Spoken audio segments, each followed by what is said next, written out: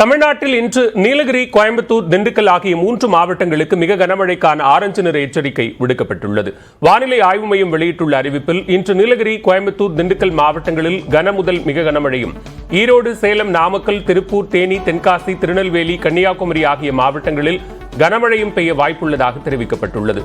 நாளை கன்னியாகுமரி, தென்காசி, திருநெல்வேலி மாவட்டங்களில் கன முதல் மிக கனமழையும், நீலகிரி, திண்டுக்கல், திருப்பூர், தேனி, மதுரை, விருதுநகர், தூத்துக்குடி, கோயம்புத்தூர் மாவட்டங்களில் கனமழையும் பெய்யக்கூடும் என்று குறிப்பிடப்பட்டுள்ளது.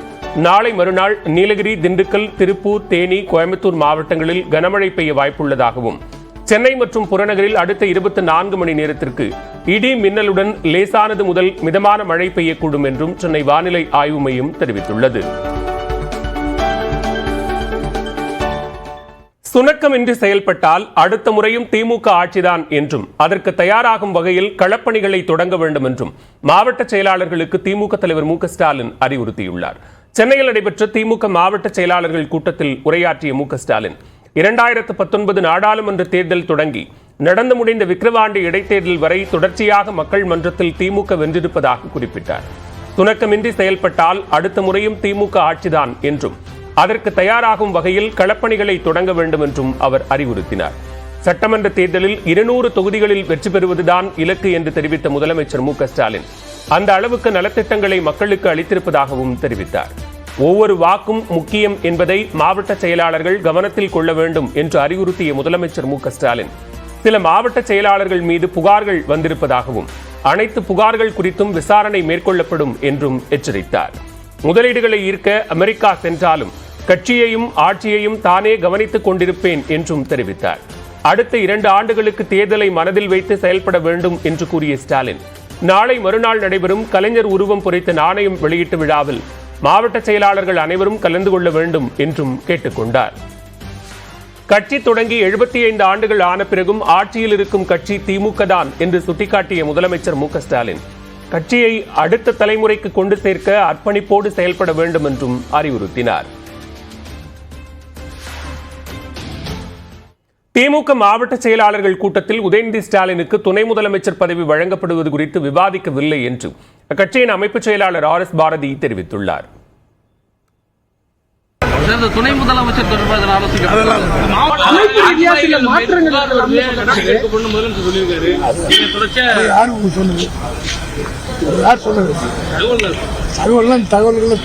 வதந்திகளுக்கு சொல்ல முடியாது. எங்களுக்கு கட்சிக்குள்ள கூட்டம் நடக்குது, அதெல்லாம் நாங்கள் இன்கம் ப்ரொசீடிங்ஸ் இல்லை. இது இருந்தாலும் அங்கே சொல்றதெல்லாம் நான் சொல்ல முடியுமா? யார் சொன்னா? தமிழ்நாடு முழுவதும் விரைவில் சுற்றுப்பயணம் மேற்கொள்ள இருப்பதாக அதிமுக பொதுச் செயலாளர் எடப்பாடி பழனிசாமி தெரிவித்துள்ளார். அதிமுகவின் அவசர செயற்குழு கூட்டம் சென்னை ராயப்பேட்டையில் உள்ள கட்சியின் தலைமை அலுவலகத்தில் நடைபெற்றது. அவைத்தலைவர் தமிழ்மகன் உசேன் தலைமையில் நடைபெற்ற இந்த கூட்டத்தில் 9 தீர்மானங்கள் நிறைவேற்றப்பட்டன. குறிப்பாக தேர்தல் வாக்குறுதியை நிறைவேற்றாத திமுக அரசுக்கு கண்டனம் தெரிவித்தும், மீனவர் நலனில் அக்கறை செலுத்தாத மத்திய மாநில அரசுகளுக்கு கண்டனம் தெரிவித்தும் தீர்மானம் நிறைவேற்றப்பட்டது. மேலும் மத்திய பட்ஜெட்டில் தமிழ்நாட்டுக்கு போதிய நிதி ஒதுக்கவில்லை என்றும் புதிய திட்டங்களை அறிவிக்கவில்லை எனவும் கண்டனம் தெரிவித்தும் தீர்மானம் இயற்றப்பட்டது. 2026 சட்டப்பேரவைத் தேர்தலில் பொதுச் செயலாளர் எடப்பாடி பழனிசாமி வகுக்கும் வியூகங்கள், அமைக்கும் கூட்டணிக்கு முழு ஒத்துழைப்பு அளிப்போம் என்றும் தீர்மானம் நிறைவேற்றப்பட்டது. இதனையடுத்து கூட்டத்தில் உரையாற்றிய எடப்பாடி பழனிசாமி தமிழ்நாடு முழுவதும் சுற்றுப்பயணம் மேற்கொள்ள இருப்பதாக தெரிவித்தார்.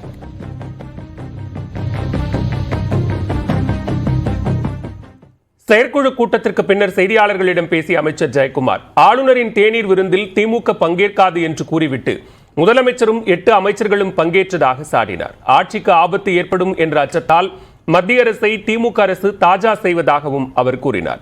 முன்னாள் முதலமைச்சர் கருணாநிதி நினைவு நாணய வெளியீட்டு விழாவுக்கு ராகுல் காந்தியை அழைக்காமல் ராஜ்நாத் சிங்கை அழைத்ததற்கு திமுக பாஜக இடையே உள்ள ரகசிய உறவுதான் காரணம் என்றும் ஜெயக்குமார் விமர்சித்தார்.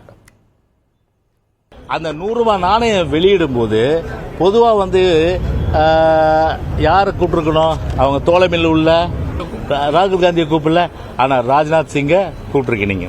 ராஜ்நாத் சிங் கூப்பிட்டது மட்டும் இல்லாம இங்க தமிழ்நாட்டில இருந்து ஜெயிச்ச எம்பிங்களுக்கு 40 பேருக்கு யாரு பார்ட்டி வைக்கிறா? நட்டா யாரு? பாரதிய ஜனதா கட்சியினுடைய தேசிய தலைவர் நட்டா பார்ட்டி. அப்ப எப்படிப்பட்ட ஒரு உறவு, அதாவது ஒரு கள்ள உறவு, ஒரு ரகசிய உறவு ஒரு பிஜேபியும் திமுக என்பது இன்னைக்கு சிறுபான்மையின் மக்கள் உணர்ந்திருக்காங்க. SSLV D3 ராக்கெட் மூலம் புவி கண்காணிப்பதற்கான அதிநவீன EOS 8 உட்பட 2 செயற்கைக்கோள்களை வெற்றிகரமாக இஸ்ரோ விண்ணில் ஏவியுள்ளது. 10, 9, 8, 7, 6, 5, 4, 3, 2, 1, 0. Plus 5 seconds. Superb liftoff of SSLV D3 EOS 08 mission. Sleek rocket searing through the skies. வானை அளப்போம், கடல் மீனை அளப்போம் என்பதற்கு உயிர் கொடுக்கும் வகையில் விண்வெளி ஆராய்ச்சியில் தொடர்ந்து சாதனை படைத்து வருகிறது இந்திய விண்வெளி ஆராய்ச்சி நிறுவனமான இஸ்ரோ.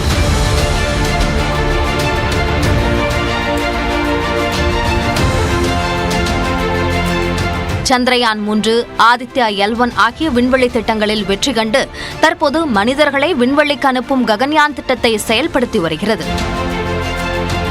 மேலும் செயற்கைக்கோள் மற்றும் ராக்கெட் தொழில்நுட்பத்திலும் உலக நாடுகள் உற்றுநோக்கும் வகையில் தனது இருப்பை பதிவு செய்து வருகிறது இஸ்ரோ. அந்த வகையில் புவி கண்காணிப்பு செயல்பாடுகளுக்காக அதிநவீன EOS 08 எனும் செயற்கைக்கோளை விண்ணில் ஏவி உள்ளது. சென்னையைச் சேர்ந்த நிறுவனம் உருவாக்கிய 200 கிராம் எடை கொண்ட SRO டெமோ செயற்கைக்கோளையும் தாங்கியபடி ஸ்ரீஹரிகோட்டாவிலிருந்து வெற்றிகரமாக SSLV D3 ராக்கெட் விண்ணில் பாய்ந்தது. Superb liftoff of SSLV D3 EOS 08 mission. இஸ்ரோவின் சிறிய ராக்கெட் ரகமான SSLV 3வது பதிப்பு வெற்றியடைந்ததாக இஸ்ரோ தலைவர் சோம்நாத் கூறினார். This SSLV D3 EOS 08 mission has been accomplished. EOS 8 mission सफलता को प्राप्त करता है. आप सभी दर्शकों के लिए आपका दिन मंगलमय हो. The third and final developmental flight of SSLV is successfully accomplished.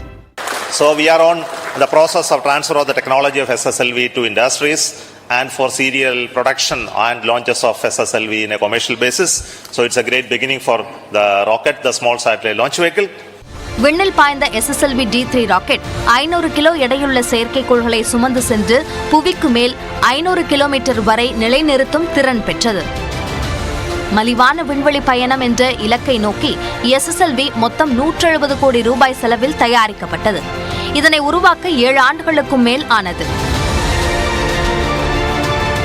அது சுமந்து சென்ற EOS 08 செயற்கைக்கோள் மொத்தம் 176 கிலோ எடை கொண்டது.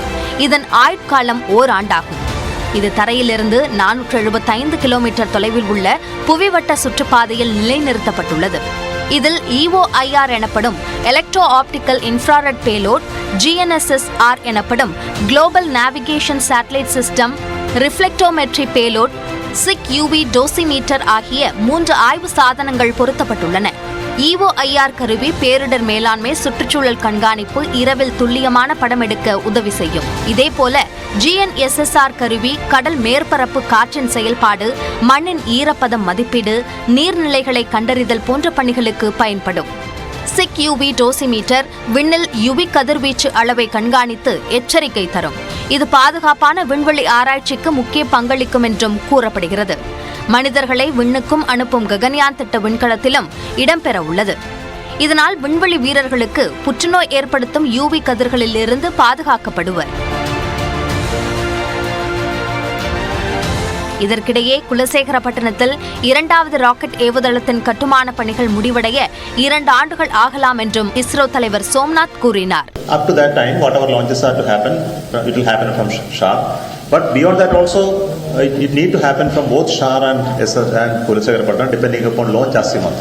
You know, when you launch from Kulasegharapatnam, you cannot launch towards east because of Sri Lanka. You can launch towards south. So all southern launches can happen from Kulasegharapatnam, which will be more efficient. Kulasekarapattinam rocket ஏவுதளம் மூலம் பொருளாதாரத்தில் மிகப்பெரிய மாற்றமும் வளர்ச்சியும் ஏற்படும் என விஞ்ஞானிகள் கருதுகின்றனர். ராக்கெட் ஏவுதளத்திற்கான உதிரி பாகங்கள் உற்பத்தி செய்யப்படும் பல புதிய தொழிற்சாலைகளும் இந்த பகுதியில் அமைவதற்கான வாய்ப்புகளும் உள்ளன.